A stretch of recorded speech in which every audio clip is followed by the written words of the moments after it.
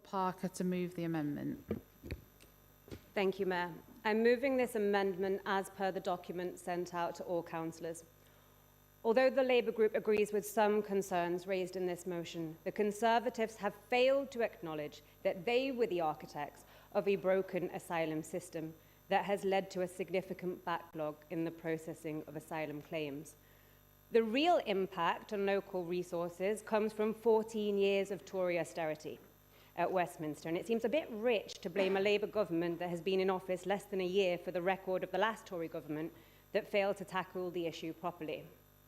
The Home Secretary is committed to ending hotel use, but the reason we are in this situation today is that the government inherited a position where there were record numbers of those seeking asylum placed in hotels, costing taxpayers £3 billion a year.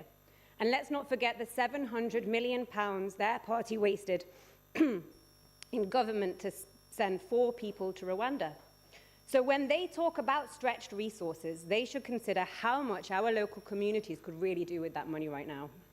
There have been legitimate concerns and questions raised by residents, and the council is working to answer and assure them. But as councillors, we should be working to ease community tensions and not inflame them. At a meeting of faith representatives from across Trafford and Greater Manchester this week, people were asked what their most pressing concerns are. And almost everyone in the room made the same points, that they are scared about the impact of misinformation and fake news and the use of social media to stir up racial hatred and anti-immigrant rhetoric in our communities. The impact that this has on community cohesion is so dangerous. We only have to look at the recent riots to know the dangers that stoking up hate and fear can do in our communities. During the riots, we witnessed violence and disorder, mindless attacks on the homes of those seeking refuge in the UK, as well as on mosques, businesses and community venues.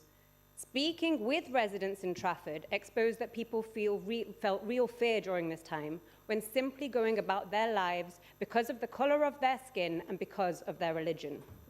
This amendment highlights the importance of what communities receiving those seeking asylum need. And this includes good communication, as people are right to want to know what is happening in their communities, and this is why the frequent updates from the council leader, as well as the frequently updated Q&As, have been very helpful for our residents. And at a time when our resources are already so stretched, people are right to want to know how the decision made by the Home Office might impact them.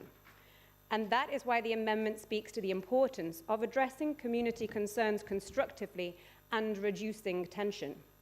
But no one has the right to dehumanize another person, to refer to human beings as influxes, and use inflammatory anti-migrant rhetoric that risks the safety of our borough by stirring up hate.